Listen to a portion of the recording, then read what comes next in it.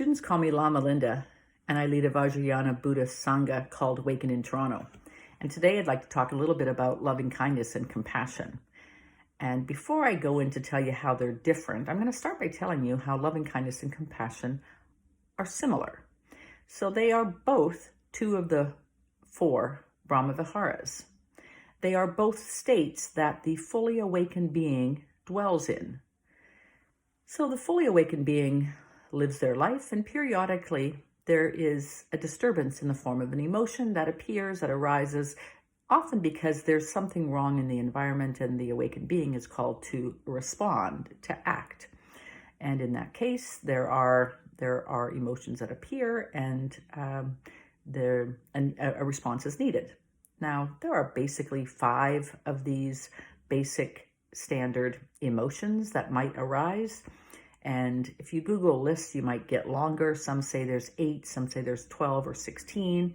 But the 5 primary emotions that everyone agrees exist are sadness, fear, anger, disgust, and happiness. And the awakened being will experience this emotion and then return to their previous state, which is resting in one of the 4 Brahma Viharas. The Brahma Viharas are loving kindness, compassion, equanimity, and sympathetic or empathetic joy. The word is mudita, and we don't have a translation of this in English. We don't even have the concept in English. But essentially, mudita is the idea that when an awakened being or an awakening being, so one doesn't need to be fully awakened to experience mudita, but it's essentially that response from watching someone else's joy and having everything fire in the being in the same kind of way. So sometimes it's called sympathetic because you're literally feeling the same, you're having a sympathy response. Sometimes it's called empathetic because there's a recognition that it's not yours. It's not because you're getting anything out of that joy, but someone must actually be experiencing joy around you. And then from there, if you witness it, there is a sort of a lightness, there's an energy that is shared, and this is considered mudita. Equanimity, on the other hand, is that really deep okayness. It feels a little bit more neutral than the other 3, but it's really that sense of okayness no matter what's happening. So that brings us then to loving kindness and compassion. So they are 2 of the Brahma Viharas. However, they are not the same. And as they're often used, sometimes in a Christian context, sometimes in other religions, they talk about loving kindness and compassion, and it's kind of in the same sentence, and it's kind of implied that it's the same feeling.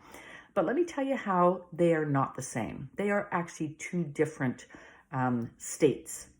So starting with loving kindness is like the sun. It's the sunshine that beams down from outer space in the direction of this planet, and it brings warmth and light and heat and sun, and it brings all of that indiscriminately. It brings it universally, the same feeling to all. And others, others might have a different response to it, but from the point of view of the sunlight, it is the same. The same sensation is delivered.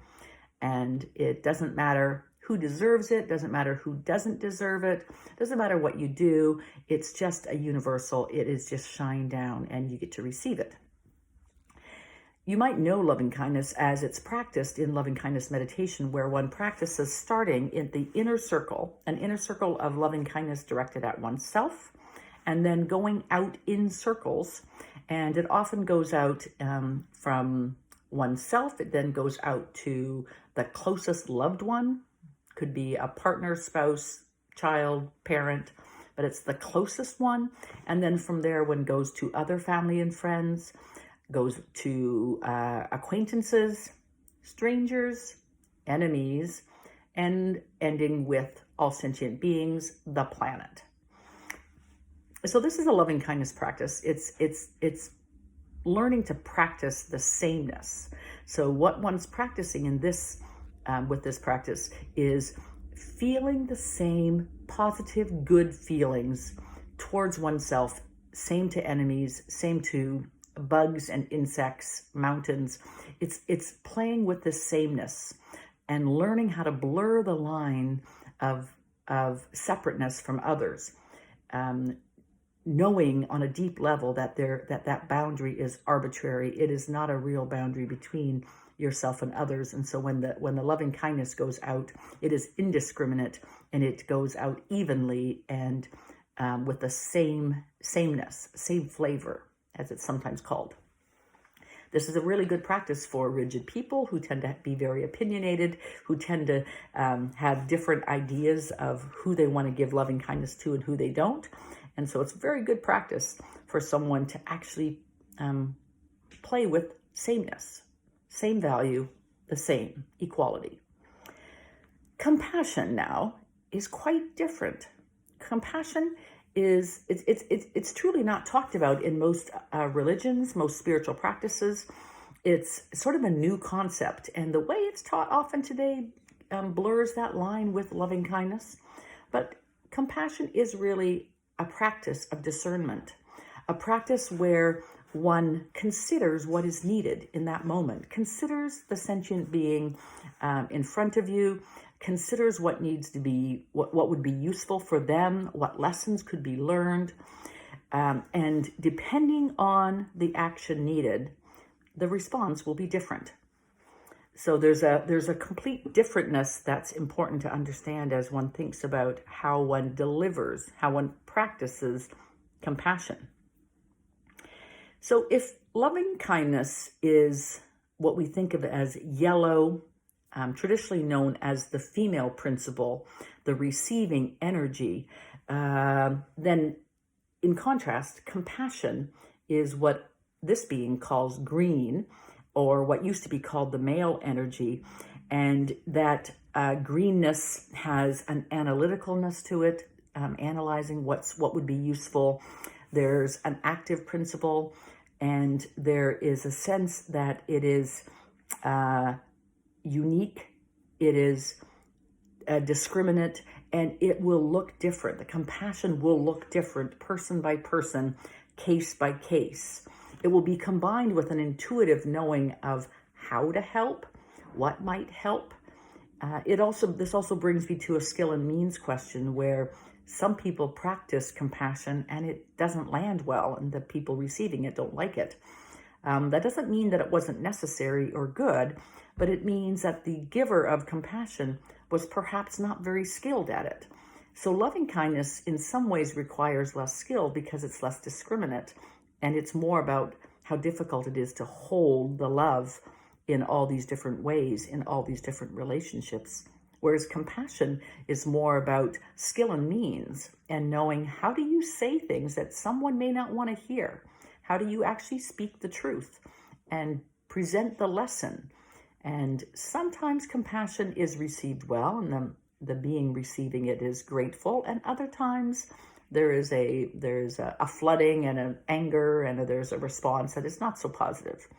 But hopefully, as one practices compassion practices, both towards oneself as well as towards others, one is able to actually get better and more consistent with how well they're doing the compassion practices, and being able to land it in such a way that the receiver can actually hear it, accept the feedback, make changes, and ultimately make good use of that compassion practice. So in truth, these practices, loving kindness and compassion, are not limited to either gender.